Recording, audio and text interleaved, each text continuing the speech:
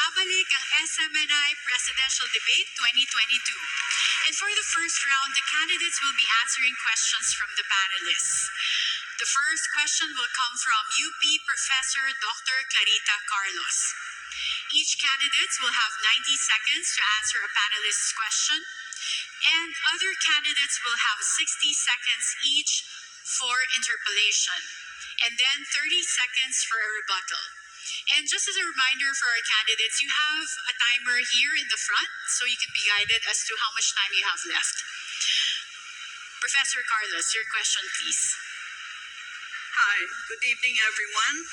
Thank you so much for the four presidential candidates who had both the political commitment and the political courage to be part of this conversation.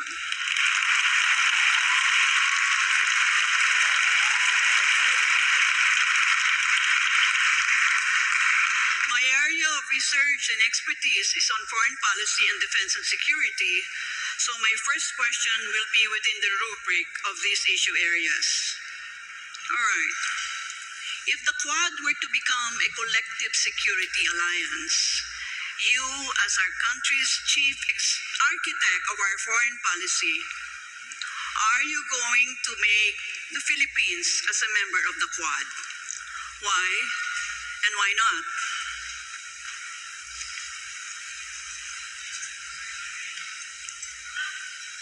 Professor Carlos's question will be addressed to Secretary Norberto Gonzales first. Well, we will always be part of arrangements like that. And yes, it's important.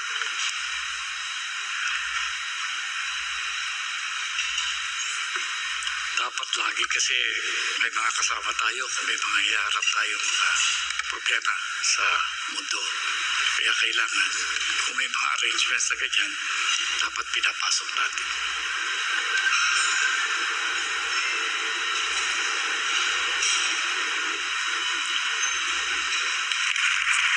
Secretary Gonzales, if you have nothing to add, the other candidates may react to his answer.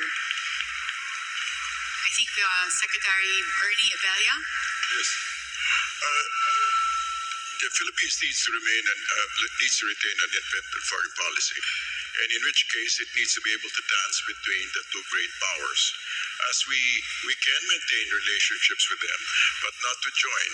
However, because we need to be able to maintain that specific independent stance, we can relate with either one, the other one, but at the same time, we need to retain our independence and be able to sustain our own sovereignty. Thank you.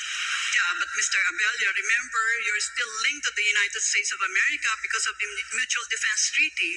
So the Quad is composed of, well, so-called democracies. And so are you more leaning towards being part of the Quad or some other collective security arrangement? It's not a question of leading more, but the question of being able to maintain both while maintaining a balance. Yeah, I have a problem with the concept of independent because it's like you're sitting on the fence. Is that what you mean? No, I mean to say that we need to be able to make our own stance and be able to make our own decisions without undue influence from anybody. I don't know that being friends with everybody's foreign policy. We're not being friends with anybody. We can have trade with the greater power, which is our neighbor. On the other hand, we can maintain MDTs with the people in Quad. Yeah, well, the reason why, and this is for all the candidates, I asked this question is that right now I'm sure the big powers are trying to carve their own spheres of influence. And because we've always been within the sphere of influence of the United States of America, the Quad is simply an extension of this proposed collective security arrangement. On the other hand, we can always be sure that they will always stand for us. Well, of course, nobody can answer that question, even if we ask Biden today, you know. Thank you. Thank you.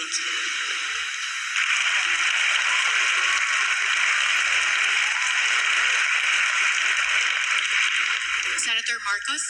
Yes, I think any of these agreements we should, of course, encourage as long as it is very clear to us what is the advantage to the Philippines. What the professor just mentioned was she spoke about the great powers trying to carve out spheres of influence. I reject that model that I believe no longer applies in the geopolitics of the modern world. The old Cold War thinking. We have to ply our own way. And so it really would depend on what is inside, what those agreements say that the Philippines what will be doing and what those other partners of ours will be doing for the Philippines. And once again, because we shouldn't think of the old Cold War system, we should always think in terms of the fine line that the Philippines has to tread in all our foreign policy decisions. But if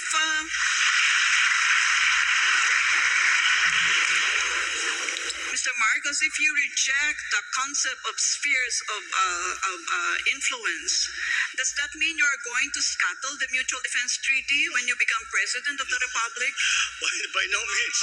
Linked to the By no United means. States of America as a defense ally. No, by no means. The relationship with the United States, our special relationship with the United States is not something that we can treat, be cavalier about. It is a very important one. And it has stood us in good stead for over 100 years. And that, I think, will never disappear from the Philippine psyche. The idea and the memory of what the United States did for us and fought with us in the last war. And so that is a specific part of our foreign policy. But then, as we approach, we know that we are a hot spot right now. The West Philippine Sea is a hot spot in geopolitics right now. And that is why we still have to find our own line in terms of all of these arrangements. Except the one simple principle is that we will not cede 1 square inch of the Philippines to any country. Karen, do I have time for one more follow-up with Mr. Marcos? Yes, Professor Carlos. Yeah. Okay. If that is the stance that you have taken, Mr. Marcos, suppose you have a situation where China is trying to, take us in, embrace us within its sphere of influence. How would you react as our chief architect of our foreign policy? Once again, in terms of specifically to China, the correct approach still seems to be one of engagement. And no matter what the superpowers are trying to do, we have to work in the interest of the Philippines, and we cannot allow ourselves to be part of the foreign policy of any other country. And we have to have our own foreign policy. So again, whatever the superpowers do, we as a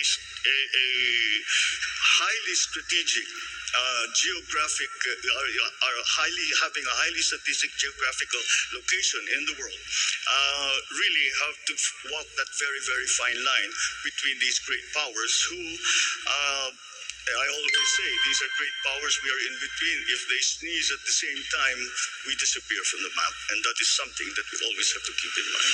Thank you. Calyodi, we'll hear from you. Para sa akin talaga ay maiwasan yung lahat yung pakipagkaisa dito sa mga malaking bansa sa daigdig na ang relasyon ay gagawin tayong parang pawn lang sa mga kanilang mga labanan. Ang aking naiisip talaga ay maging unaligned ang ating bansa sa mga malaking kapitalistang bansa sa daigdig, tapusin yung ating military agreement sa US, yung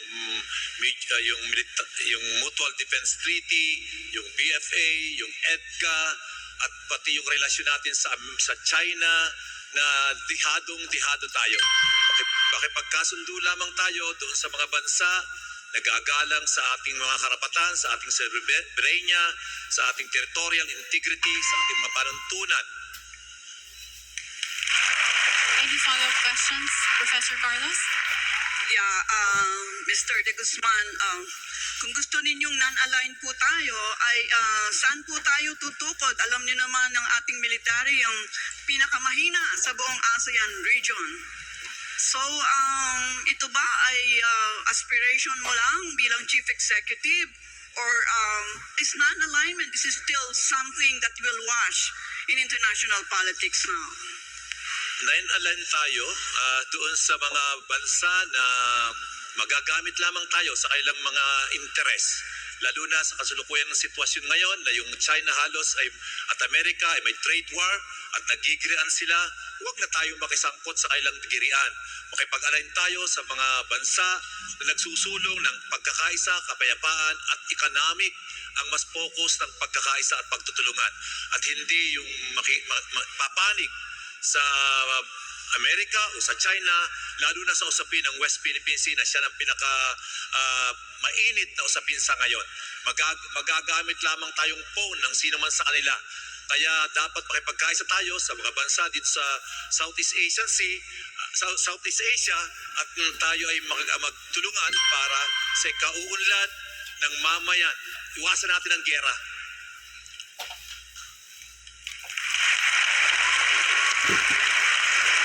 Is there any rebuttal from our candidates? I can see Professor Carlos wanting to be part of the debate. I'm sorry. I hope I'm not dominating the questions, Carrie. No, it's Just okay. strike me down, if I need to shut down. Yeah. Yes, we've budgeted the time. If there are no reactions from the candidates to each other's answers, we are allotting the additional time to follow-up questions Yeah, from our can I panelists. just do one follow-up with Mr. De Guzman? Of course. Okay, well, I'm interested in the concept of non-alignment because, I don't know that it's like once upon a time we talked about that. So, sino hong mga bansa kaya ang ating, anong pangalan nila? Ang ating sasamahan dahil sinabi ninyo ay sasama tayo sa mga non-aligned countries because most countries have cast their lots with either the United States of America, with Russia, or with PROC. So, saan tayo? Diyan lang ba tayo nakaupo sa bakod? Ang gusto natin ay hindi dependent, kundi isang independent foreign policy at makikipagkasundo tayo. Hindi naman tayo magpuputol, kundi makikipagkasundo tayo sa mga bansa na re-respeto doon sa ating sovereignty at territorial integrity. Mas ganon at ang mas makakakapit natin sa kasalukuyan, lalo na sa usapin ng West Philippine Sea, ay itong mga Asian country. At yan ang ating makakakampi sa kasalukuyan. At hindi, ayaw ko talaga na pumanig sino man sa kanila, sa Russia, sa China, na nagsusulong lang naman ng kailang personal na interes at hindi sa interes ng kapayapaan at kaunlaran ng buong daigdig. Salamat po. Thank you, gentlemen. If there are no rebuttals for this issue, we can proceed with the next panelist's question. So, no more rebuttals? Okay. Our next question will be coming from Attorney Rolex Suplico. Attorney, your question, please. Madamong salamat, Karen. Mayong gabi sa tanan. Issue po ng kahit kaninong administrasyon, ang korupsyon. Na tinatansyang may epekto sa mahigit kumulang 20% ng budget ng pamalaan kada taon. Ngayong makakaroon ng bagong Pangulo, kailangan muling iakyat sa talakayan ang pagnanais na matigil ang pangungurakot sapagkat ang isang malinis na gobyerno ay nagsisimula sa isang tapat at marangal na Pangulo. Kung kayo po ay magiging Pangulo, una, kusa mo bang ilalabas o hindi sa publiko ang iyong SALN or Statement of Assets, Liabilities and Net Worth? At pangalawa, kusa ka bang magsasagawa ng waiver sa mga provision ng RA 1405 na nagbabawal sa pagpaalam sa publiko ng laman ng inyong mga bank accounts? This question will be first answered by Senator Bongbong Marcos. Well, sa issue ng pagbigay o ng salin, ay ako, para sa akin, hindi problema yon. At hindi lang ako nagsusulat ng salin for the last 6 years. Pero kung ako'y maging mapalad sa darating na halalan, ay natural, ay kailangan gagawa ng salin at ito ibibigay ko sa publiko pag hihingin sa akin. Ngayon, sa aking palagay, yan ang desisyon ko bilang isang individual. Sa aking palagay ay hindi na kailangan palitan ng batas at nasa sa bawat opisyal na yan kung sila ba ay handa na ilabas ang kanilang salin. At siyempre dadagdag ko kung may kaso na may court order na sasabihin ilabas ang salin, ay kailangan talagang ibigay. Pag na-mandate ng isang korte, maliwanag na talagang ibigay at ipalaman. Sa sarili ko lamang, para maging maliwanag, kapag ako ay susulat muli ng salin, ito ay gagawin kong public information. Thank you, Senator Marcos. If there are no other reactions from any of the candidates to Senator Marcos's answer, we will proceed with Secretary Ernie Abella for the same question. Wala pong problema sa akin yun. We just, I comply. There's no question about it. It's short and sweet, Attorney. Thank you. And I assume no reaction from the candidates. Okay, we'll have Calodi for the same question. Dapat lang na ilabas, no? Dapat lang ilabas ito. No, walang problema sa akin na ilabas yung salin at gawing publiko. Great, another straight to the point answer. And of course, Secretary Norberto Gonzales. Okay lang. Okay lang na ilabas yan. Pero, alam mo, siguro medyo kung dagdagan pa natin ng konti. Kasi meron ako nalalaman na sa ibang bansa, hindi lang salin ng mga public officials ang ipinopubliko. Public na ipinapublish ang lahat ng income tax returns ng buong sambayanan. Maganda siguro ganoon para pantay. So Karen, follow-up question. Of course. Papayag ka bang i-require ang inyong immediate family, asawa at mga anak, na ilabas na magperma ng waiver sa provisions ng RA 1405? Of course, buong Pilipinas nga gusto kong gumawa niyan eh. Dapat open tayo kung anong hinahawakan natin para na sa ganun walang duda. At mas mabilis ang pagkolekta ng taxes na tama. I think we have reactions from Senator Marcos. Sa aking palagay, kung sino ang nasa batas na sinasabing kailangan sumulat ng salin, ay kung nasa sa kanya, kung sila ay maglalabas. Ngayon, ang pamilya ko naman ay siguro hindi dahil pamilya ko kailangan magsulat ng salin at kailangan ilabas. Kaya siguro yung aking sinasabi ay lahat na kung may pamilya man ako na nakaupo na sumusulat ng salin, ay sa palagay ko handa rin sila na ilabas lahat yan. I also saw Secretary Abella reacting earlier. Sir, yes. So basically, kung sino, kung kailangan, like everybody said, kung sino kailangan maglabas, ilalabas, wala naman kagipitan doon. Thank you to our candidates. If there are no more reactions, are there any follow-up questions, Attorney Rolex? No more, Karen. Thank you very much. Thank you. Thank you so much to UP Professor Carita Carlos and Attorney Rolex Suplico. And we've heard from our candidates. SMNI Presidential Debate 2022 will be back.